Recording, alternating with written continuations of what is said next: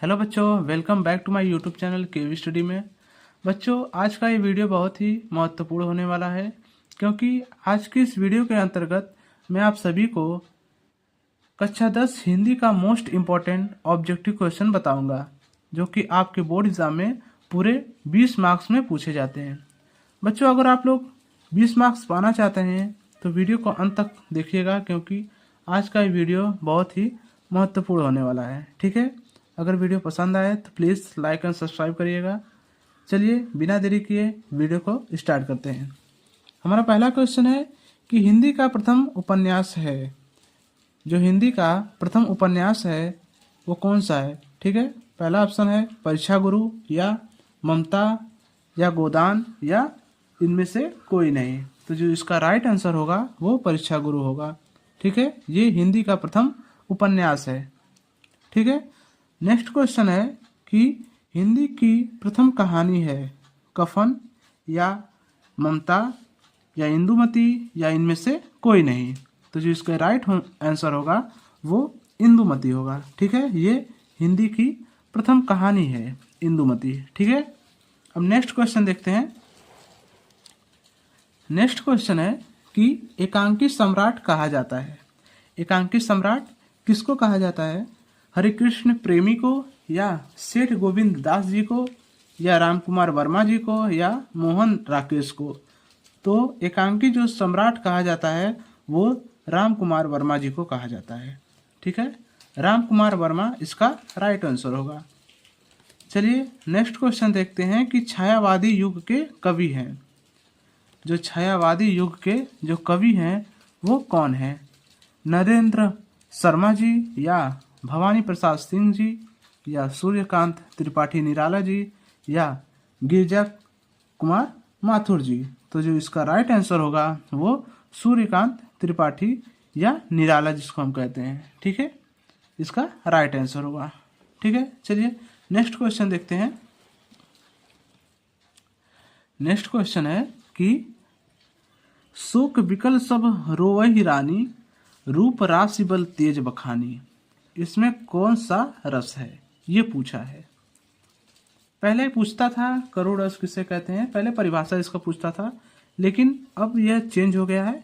अब direct objective में पूछता है। ठीक है, आपके बोर्ड एग्जाम में पहले 10 मार्क्स में पूछता था ऑब्जेक्टिव क्वेश्चन, अब इसको बढ़ा कर 20 मार्क्स में कर दिया गया है, क्योंकि आपके बोर्ड एग्जाम में अब करुण रस, हास्य रस, अलंकार, छंद ये सब नहीं पूछता है।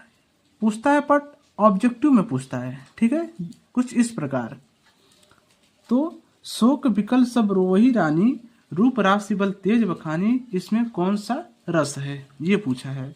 करुण रस है, या श्रृंगार रस है, या शांत रस है, या वीर रस है।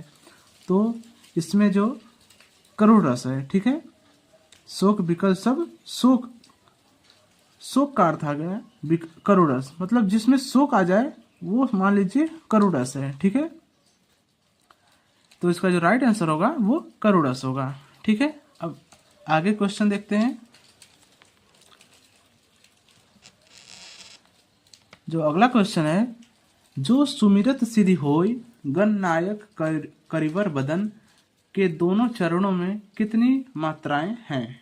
ठीक है, ये पूछा है कि जो सुमिरत सिद्धि होय गण नायक करिवर बदन, के दोनों चरणों में कितनी मात्राएं हैं। ठीक है, ऑप्शन क 12, या ऑप्शन ख 16, या ऑप्शन ग 24, या 30। तो इसका जो राइट आंसर होगा वो 24 होगा। ठीक है, ये जो सुमिरत सिद्धि होय गण नायक करिवर बदन में 24 चरण हैं। ठीक है, इन दोनों चरणों में 24 चरण हैं। ठीक है, चरण कमल बंदो हरिराई में किस अलंकार की अभिव्यक्ति हुई है। अर्थात जो चरण कमल बंदो हरिराई है इसमें कौन सा अलंकार है ये पूछा है। ठीक है, तो इसमें जो रूपक अलंकार है, या उपमा अलंकार है, या उत्प्रेक्षा अलंकार है, या श्लेष अलंकार है। तो इसका जो राइट आंसर होगा वो ऑप्शन क होगा, रूपक अलंकार है। ठीक है, चरण कमल बंदो हरिराई, इसमें रूपक अलंकार है। अब नेक्स्ट क्वेश्चन की तरफ बढ़ते हैं। नेक्स्ट क्वेश्चन है बच्चों कि त्रिफला का समास विग्रह है। त्रिफला, त्रिफला का समास विग्रह है 3 फलों का समूह या 2 फलों का समूह या अमृत फल का समूह या इनमें से कोई नहीं। त्रिफला अर्थ निकालिए इसमें से, त्रिफला अर्थात 3, तो 3 फलों का समूह इसका राइट आंसर होगा। ठीक है, त्रिफला का जो समास विग्रह होगा वो 3 फलों का समूह होगा। ठीक है, नेक्स्ट क्वेश्चन देखते हैं कि कपड़ा का तत्सम है, कपड़ा का तत्सम वस्त्र है या करपट है या दुकुल है या पहनावा है। तो इसका जो राइट आंसर होगा वो करपट होगा। ठीक है, कपड़ा का तत्सम है करपट। ठीक है, नेक्स्ट क्वेश्चन की तरफ बढ़ते हैं।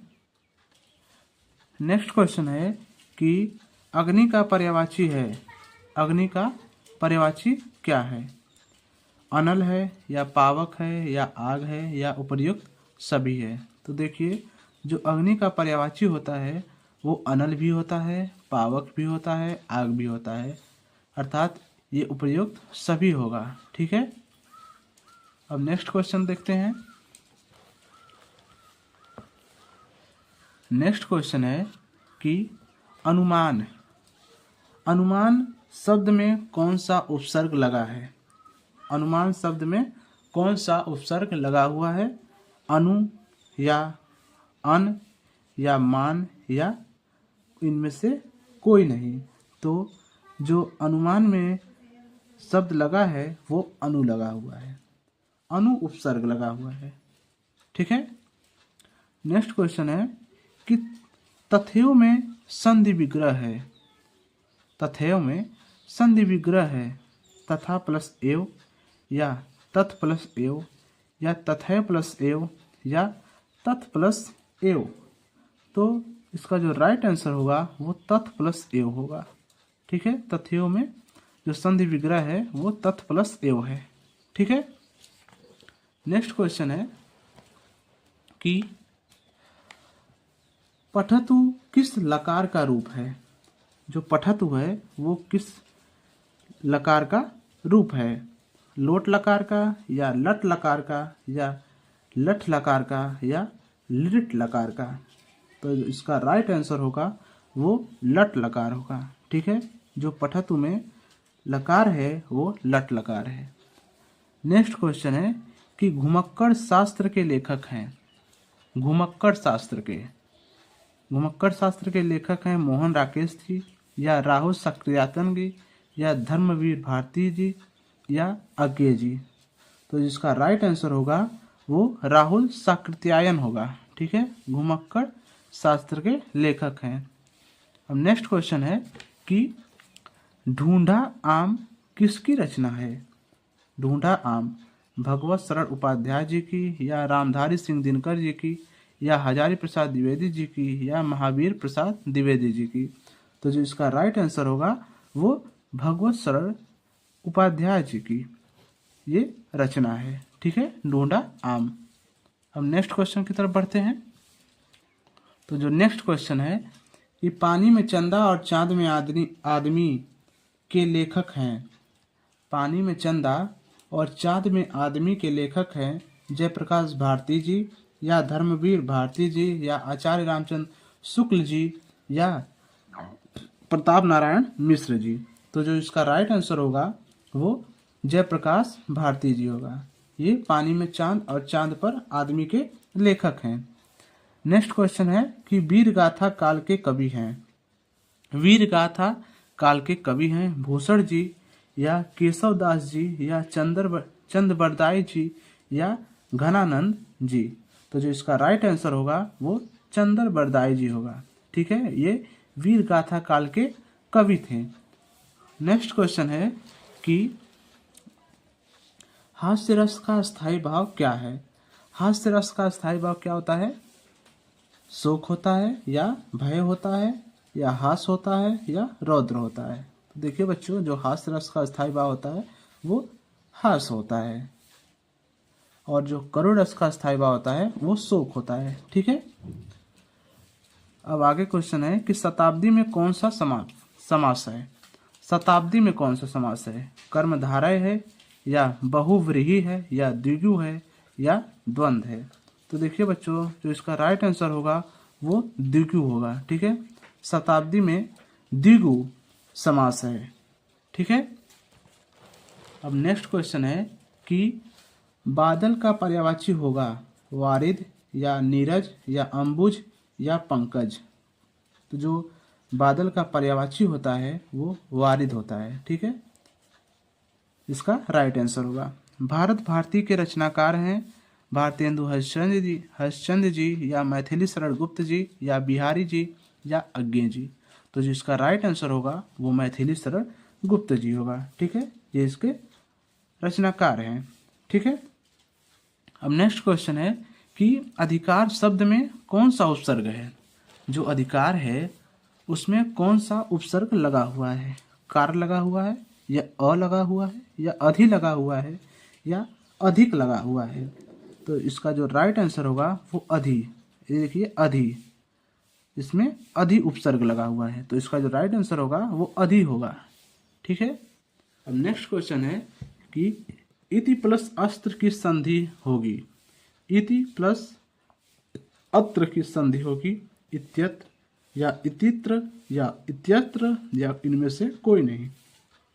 इसका जो राइट आंसर होगा वो इत्यत्र होगा। ठीक है, इति प्लस अत्र का जो संधि करेंगे तब तो इसका इत्यत्र हो जाएगा। ठीक है, अब नेक्स्ट क्वेश्चन की तरफ बढ़ते हैं। देखिए बच्चों, जो नेक्स्ट क्वेश्चन है, कामायनी महाकाव्य के रचयिता हैं सुमित्रा नंदन पंत जी या निराला जी या जयशंकर प्रसाद जी या धर्मवीर भारती जी। तो इसका राइट आंसर होगा वो जयशंकर प्रसाद जी होगा। ठीक है, जयशंकर प्रसाद जी कामायनी महाकाव्य के रचयिता हैं। ठीक है, तार सप्तक के संपादक हैं निराला जी या महादेवी वर्मा जी या अज्ञे जी या श्याम नारायण पांडे जी। तो इसका जो राइट आंसर होगा वो अज्ञे जी होगा। तार सप्तक के संपादक थे अज्ञे। ठीक है, अब नेक्स्ट क्वेश्चन है कि रानी केतकी की कहानी के रचनाकार हैं लल्लू लाल जी या मुंशी सदा सुखलाल जी या इंसा अल्लाह खां जी या इनमें से कोई नहीं। तो इसका राइट आंसर होगा वो इंसा अल्लाह खां होगा। ठीक है, रानी केतकी की कहानी के रचनाकार हैं। ठीक है बच्चों, अगर वीडियो पसंद आए तो प्लीज़ लाइक एंड सब्सक्राइब करिएगा, क्योंकि बहुत मेहनत लगती है वीडियो बनाने में। तो प्लीज़ यार आप लोग लाइक एंड सब्सक्राइब कर दिया करिए। और आज की इस वीडियो में मैं आप लोग को जितना भी बताया हूँ ऑब्जेक्टिव क्वेश्चन वो वेरी वेरी इंपॉर्टेंट है। ठीक है, क्योंकि ये आपके बोर्ड एग्ज़ाम में 100% आने वाले हैं, तो आप लोग इसको पूरे मेहनत के साथ तैयार कर लीजिएगा। ठीक है, जय हिंद।